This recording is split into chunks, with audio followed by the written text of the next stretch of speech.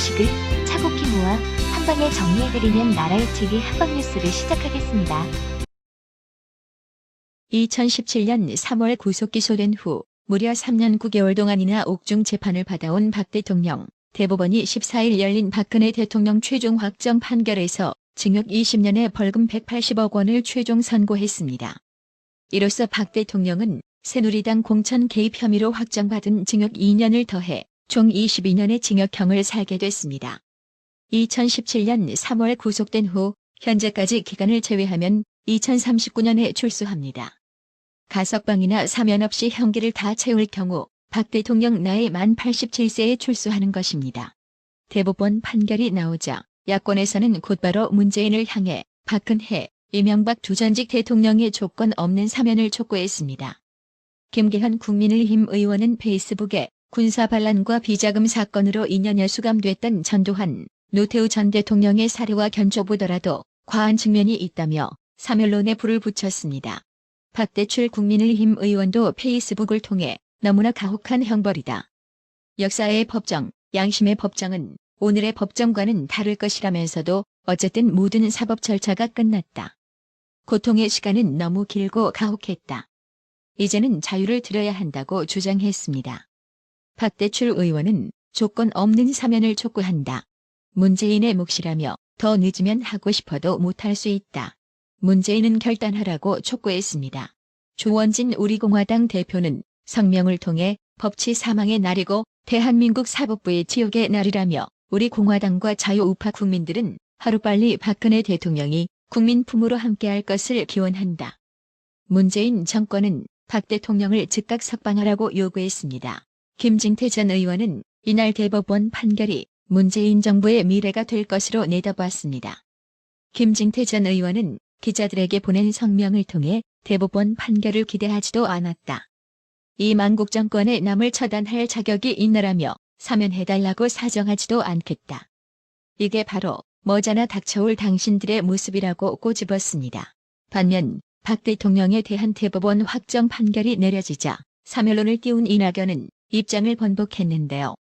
여튼 이낙연을 비롯해 민주당은 박 대통령이 국민에게 사과해야 한다고 개소리를 늘어놓았는데요. 이 좌파들 존나게 웃깁니다. 아니, 이것들이 언제부터 법원의 결정을 존중했다고 이 지랄하는지 모르겠네요. 왜 박 대통령이 너그들 편이 아니라서 이제 법원 판결을 존중하겠다고 또 태세 전환 선택적 법원 판결 존중하는 거냐? 시민 세금으로 운영되는 방송에서 편향성에 찌들린 방송을 하지 말라는 말귀를 더럽게 못 알아쳐먹는 작자가 있습니다. 바로 정청래인데요. 정청래가 교통방송 TBS 1 합시다 캠페인의 사전선거운동 의혹으로 촉발된 논란에 대해 김어준 쫄지 마라는 글을 올리며 방송 편성의 자유와 독립 내용이 담긴 방송법 4조를 옮겼습니다. 정청래는 12일 자신의 페이스북에 모 뉴스공장을 폐지한다고? 방송 탄압을 진압하겠어라며 그렇게는 안 될걸, 왜? 정청래 형아가 있잖아라고 주장했습니다. 이어 김어준에게 명령한다며 쫄지마, 계속해라고 덧붙였습니다. 정청래는 TBS 김어준의 노골적인 편향성 지적을 자유와 독립이라는 용어로 물타기 지대로 하며 동네 양아치 대장 놀이하듯 말장난이나 하고 자빠졌는데요. 이 정도면 독해력이 아주 빵점 수준 아니겠어요? 정청래는 정권 바뀌고도 지금의 뉴스공장 자리에 가로 세로 연구소나 윤서인 같은 인물을 교체해도 아가리 다물고 있으면 나라의 TV가 진심으로 정청래에게 사과하리다. 진짜 생각할수록 가짠기만 하네요. 해당 소식에 네티즌들 역시 7천여 명 이상이 화나요를 클릭하며 존나게 어이없어 했는데요. 가장 많이 공감받은 댓글은 샵 이제 바꿉시다. 못 살겠습니다. 샵 이게 나라입니까? 였습니다.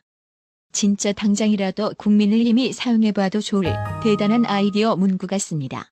지금 보시는 사진은 우한 코로나 집단 감염이 한창이었던 지난 1월 6일 서울 동부구치소에서 한 수용자가 무능한 법무부, 무능한 대통령이라고 쓴 종이를 창문 밖 취재진에게 내보이고 있는 장면입니다.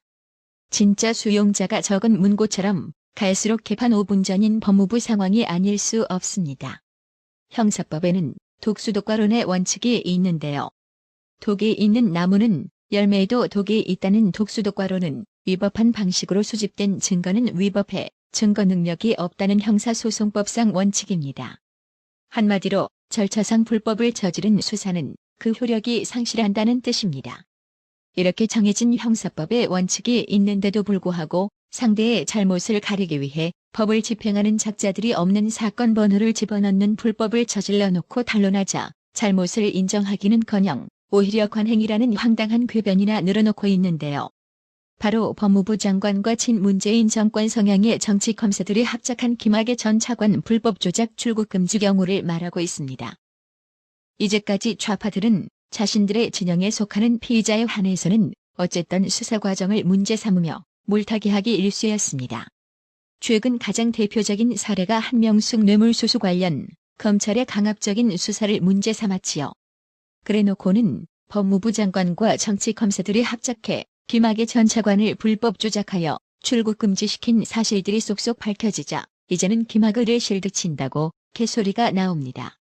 아니, 범죄자면 수사 과정 개무시하고 그냥 막 다뤄도 되나요? 그렇다면 피의자의 자백을 강요하기 위한 고문도 합법이어야겠군요. 좌파 EXX들은 사람 새끼들이 아닌 겁니다. 이제 하다 법 집행도 선택적 잣대를 들이밀고 자빠졌으니 말입니다. 좌파 논리대로라면 경찰이나 검찰이 피의자를 구속하거나 자백을 받기 전에 반드시 변호인 선임권, 진술 거부권 등 피의자의 권리를 알려주어야 하는 미란다 원칙도 수사에 불필요한 것이니 이참에 없애야겠군요. 오로지 수사의 편의성만을 강조하고 자빠졌으니 앞으로 절대 인권팔이 처하지 말기를 바랍니다. 아주 구역질이 나니까 말입니다. 오죽했음 현직에 있는 김태규 부산지법 부장판사가 13일 자신의 SNS에 검사가 조작된 출금 서류로 출국을 막았다는 기사를 보고 순간 머릿속에 명멸한 단어는 미친 짓이라고 밝혔습니다. 김태규 부산지법 부장판사는 모든 수사기관은 미란다의 원칙을 고지하지 않으면 적법 절차의 원칙 위반을 이유로 그 자백을 증거로 쓸 수 없다며 적법 절차가 지켜지지 않으면 법치주의란 있을 수가 없다고 말했습니다. 이어 아무리 실체적 진실이 중요하고 형사처벌 필요성이 절박해도 적법 절차 원칙을 무시하면 사법 시스템이 정상적으로 작동할 수 없다며 진실이 아니길 바란다. 이것은 몇몇 검사의 일탈이 아니고 대한민국 사법 시스템에 대한 본질적 공격이라고 주장했습니다. 그러면서 나쁜 놈 잡는데 그깟 서류나 영장이 뭔 대수냐, 고문이라도 못할까라고 말하는 이들이 있다면 그것은 그냥 야만 속에서 살겠다는 자백이라고 덧붙였습니다. 현직 판사에 이어 현직 부장검사가 김학의 전 법무부 차관에 대한 출국 금지 과정에서 저질러진 절차 위반이 관행이라는 주장에 대해 새빨간 거짓말이다라며 관행 운운하는 물귀신 놀이를 하고 있다라고 정면으로 반박했습니다. 정유미 인천지검 부천지청 인권감독관 부장검사는 12일 자신의 페이스북에 검사들은 인권을 침해할 수 있는 수사 활동에 대해서는 매우 엄격하게 판단한다라며 수사에 욕심을 내다 차후에 문제가 되는 경우가 많아 관행처럼 보이는 일도 두세 번 검토하고 착수한다. 그래도 문제가 생기는 경우가 있다라고 말했습니다. 임시번호 뒤 정식번호가 수사관행이라는 주장에 대해 도대체 어떤 인간이 이런 말도 안 되는 소리를 하는지 궁금하다라며 적어도 내가 검찰에 몸담고 있던 20년간에는 그런 관행이 있지도 않았고 그런 짓을 했다가 적발되면 검사 생명이 끝장난다라고 말했습니다. 이어 언론에 나온 것이 사실이라면 명백한 불법 행위인데 관행 운운하며 물타기 하는 것도 어처구니가 없다며 일부 검사 같지도 않은 것들이 불법을 저질러 놓고 면피하기 위해 다른 검사들까지 끌어들이는 것도 기가 차다고 비판했습니다. 정유미 부장검사는 2015년 당시 부산지검에서 근무하던 한 검사가 고소장을 분실한 뒤 위조한 사건을 거론하기도 했습니다.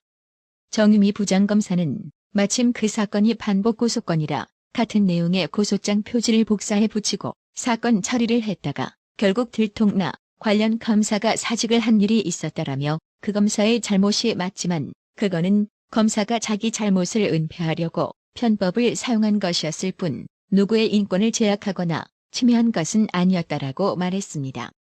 이어 그런데 이번 일은 공문서를 조작해 출국 금지를 시켜놓고 관행이라 우기고 있다.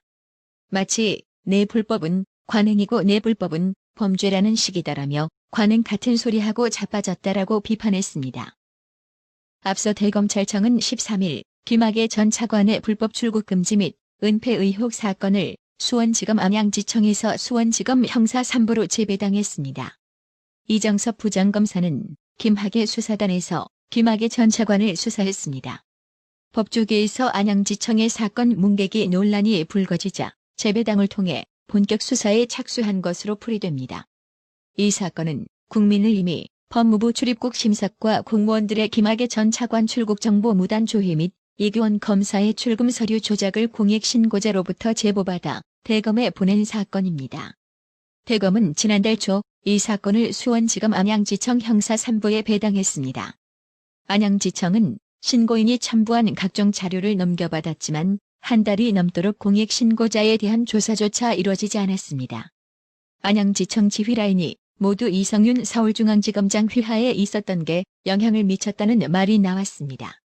이근수 안양지청장은 작년 중앙지검 2차장, 박진원 차장검사는 중앙지검 부장검사로 있었습니다. 해당 소식에 네티즌들은 김학의를 옹호하는 건 아닙니다. 다만 이 사건의 본질은 공문서 조작을 통한 대한민국의 헌법 법치를 훼손한 겁니다.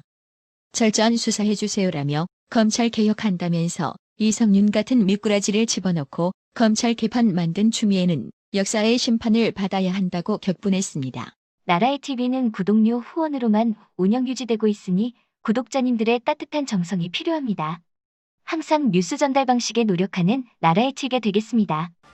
구독 그리고 알람 설정, 뉴스 영상 내용이 좋았다면 좋아요를 클릭해주세요.